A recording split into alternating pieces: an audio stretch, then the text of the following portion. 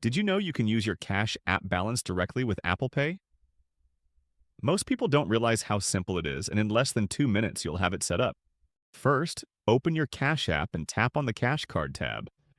This is where your virtual card lives. Select your Cash Card and you'll see the option that says Add to Apple Pay. Tap it, confirm, and instantly your Cash Card is linked. Another way is through the Apple Wallet app. Just open Wallet, tap the plus sign, choose Debit or Credit Card, and either scan your Cash Card or enter the details manually. Within seconds, your Cash App balance is ready to use anywhere Apple Pay is accepted.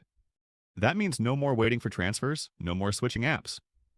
Whether you're shopping online or paying at the store, your Cash App funds are now just a tap away.